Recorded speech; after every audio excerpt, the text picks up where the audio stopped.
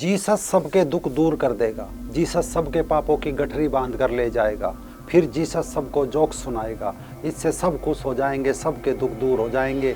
गलियों में 200 रुपए की दिहाड़ी वाली ये लड़कियां जीसस के कुछ ऐसे ही संदेश सुना रही है। शुक्र है हम पापी से उत्पन्न हुए हैं और हमारे लहू में पाप बसा है, लेकिन एक परमेश्वर का मेमना है जो आपके लिए और मेरे लिए बलिदान हुआ और उसका नाम है प्रभु यीशु मसीह। नाम है, हमें वो ताकत नहीं है कि हम अपने आप से आजादी पाए। अपनी ताकत से हम गलत बातों पे, बीमारियों पे, लाचारियों पे आजादी नहीं पा सकते। पापों पे जय सिर्फ और सिर्फ एक ही नाम से मिलती है, वो नाम है यीशु नाम। आमीन। और यीशु हम सबको रिहाई देने आ जाते हैं।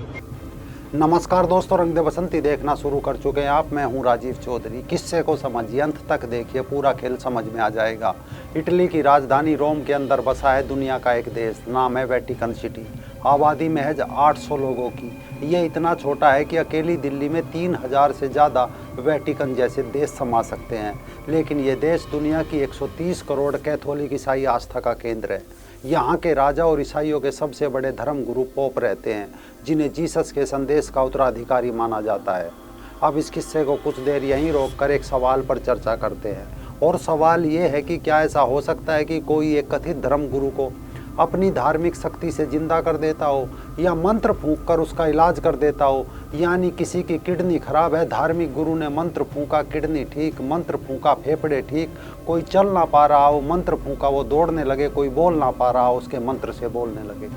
किंतु जब उस कथित धर्म गुरु का फादर यानी उसका पापा बीमार हो तो वो इलाज ना कर पाता हो और उसे हॉस्पिटल ले जाने की सलाह देता हो, तब क्या समझा जाए? यही कि वो सिर्फ ड्रामा कर रहा है, न उसके पास कोई मंत्र है, न तंत्र है, न शक्ति है। वो इस खेल से पैसा कमा रहा है और भोले भाले लोगों का अभी जैसे इसके मुंह में पानी डाला गया, मैं बता रहा, मेरी लड़की बिल्कुल हाफ डेड हो गई थी, कोई मूवमेंट नहीं, कुछ नहीं था। अभी इसकी लड़की जिंदा हो गया। जिंदा है, जिंदा है, जिंदा है। ये तेरी बहन बोल नहीं सकती थी? नहीं बोल सकती थी। हालेलुया। मेरा यीशु, यीशु, मेरा यीशु, यीशु। हाँ बेटे, अभी क्या हुआ? बोलने लगे। यीशु, मैं आज आपको एक और सच बताने जा रहा हूँ कि वो मेरी बहन नहीं थी, उसे बनाया गया था। और उसे 1 कट्टे चावल, 1 कट्टा बोरी, 5 किलो चीनी, ये सब देख के मेरे को बनाया गया था, पागल बनाया। खबर है, वेटिकन के पोप, ईसाइयों के सबसे बड़े धर्म गुरु, सबसे बड़े पापा पोप फ्रांसिस की हालत गंभीर बनी हुई है। उनके दोनों फेफड़ों में निमोनिया है, किडनी फेल होने के लक्षण दिख रहे हैं। यूरोप के सभी बड़े बड़े हॉस्पिटल्स और डॉक्टर्स ने हाथ खड़े कर दिए हैं। जीसस के सामने की जाने वाली सारी प्रार्थना बेकार हो चुकी है। यानी अब पोप की मौत निकट है, पोप को मरना पड़ेगा। जीसस ने उसके पाप माफ नहीं किए, न उसके दुख दूर किए, क्योंकि जीसस अपने उत्तराधिकारी को छोड़कर यहाँ भारत में जो लोग 5 किलो चावल में अपना धर्म बेच देते हैं, उनके दुख दूर करने में लगा हुआ है। आप छोड़ दीजिए पोप को और भारत आ जाते हैं, क्योंकि भारत में सफ़ेद चोंगे, कोट पैंट पहने पादरी हालेलुया बोलते हैं, जिससे गूंगे तक बोलने लगते हैं। किसी को कैसी भी बीमारी हो, बस पादरी मंत्र फूंकता है और वो रोगी सरपट दौड़ने लगता है। हालेलुया का एक कमाल है कि हालेलुया बोलते ही बड़ी संख्या में लोग ऐसे कूदते हैं जैसे गरम तेल में जीरा डाल दिया हो। इसे जीसस की ताकत, शक्ति, चमत्कार के तौर पर दिखाया जाता है और भारत में ये खेल सरेआम खुलेआम चल रहा है। सोचिए, जब ये पादरी इतना चमत्कार कर सकते हैं तो ये वेटिकन जाकर अपने सबसे बड़े पापा की किडनी और फेफड़े ठीक क्यों नहीं कर रहे हैं?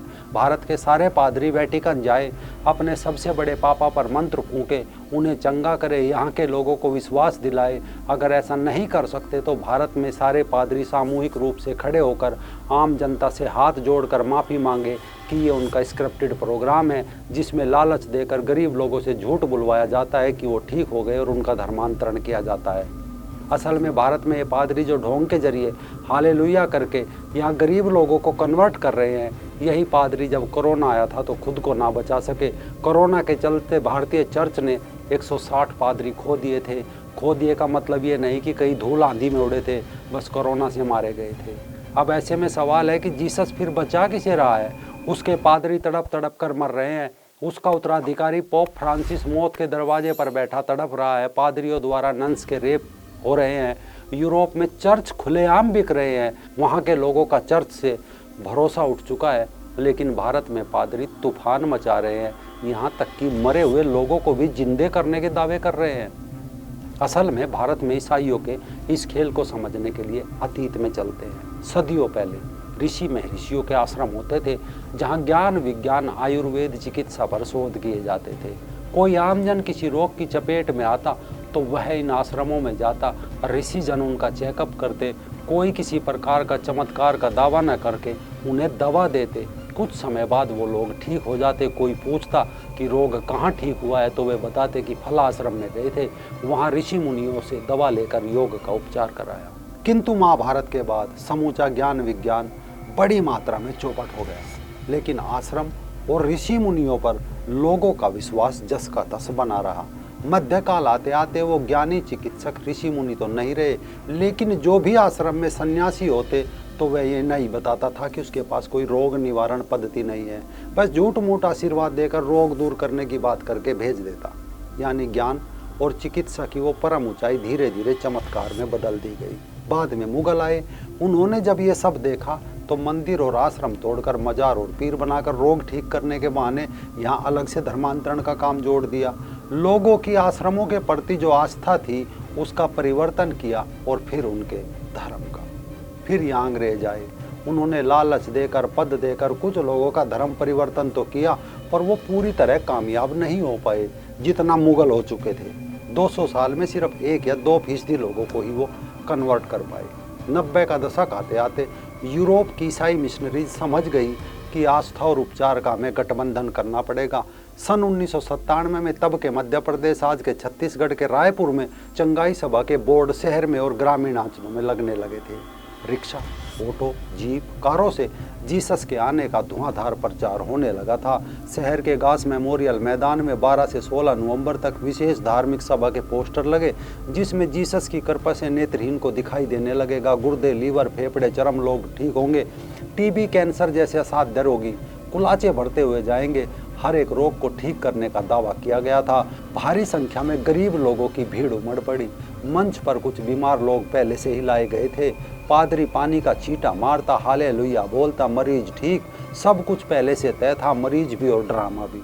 लेकिन जो असली मरीज यहाँ आए थे उन्हें कहा गया कि उन्हें पहले जीसस पर विश्वास करना होगा, तभी वो ठीक होंगे। यानी सीधा धर्मांतरण का गेम था। सब जानते हैं हमारे देश में अस्पतालों की भारी कमी है, रोगियों की संख्या अधिक है। एक गरीब नागरिक को आसानी से सरकारी हॉस्पिटल में जगह नहीं मिलती और प्राइवेट हॉस्पिटल को अफोर्ड नहीं कर पाता। बस ठीक होने की आस में लोगों ने इन लोगों पर भरोसा करना आरंभ कर दिया और पिछले 2-3 दशकों में सूली गैंग की संख्या देश में बड़ी तेजी से बढ़ी और अब तो दिहाड़ी देकर ऐसी चिलगोजी सोशल मीडिया पर जुटी पड़ी है।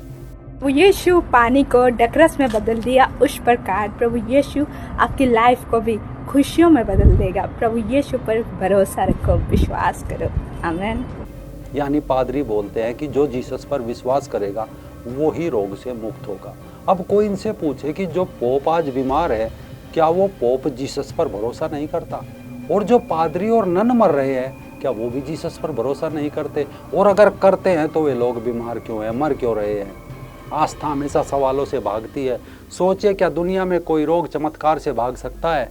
जब लक्ष्मण जी मूर्छित हुए तब भगवान श्री राम जी ने कोई मंत्र नहीं फूंका था। बहुत ऋषि मुनि थे, किसी को नहीं बुलाया था, क्योंकि वो जानते थे कि लक्ष्मण जी घायल है। उन्होंने तुरंत लंका के सबसे बड़े डॉक्टर वैद्य सुसेन को बुलाया और उसने भी आकर कोई मंत्र नहीं फूंका, बल्कि हनुमान जी से संजीवनी बूटी मंगाई, उसकी दवा बनाकर उन्हें पुनः चैतन्य किया। आप सोच रहे होंगे बात पोप के बीमार होने से चली थी और हम रामायण तक चले गए। असल में ये उदाहरण सिर्फ इस बात का था कि रोग कोई भी हो, उसे कोई जादू मंत्र टोना टोटका दरगाह पादरी बाबा ठीक नहीं कर सकते। उसका इलाज कराना पड़ता है, चाहे वो आयुर्वेद पद्धति में हो, एलोपैथी में हो, प्राकृतिक चिकित्सा में हो, योगासन में हो। अगर हालेलुया बोलकर इलाज होता तो यूरोप और अमेरिका में आज हॉस्पिटल ना होते, पोप आज आईसीयू में ना होते, बस सब जगह ये जीरे का तड़का लग रहा होता।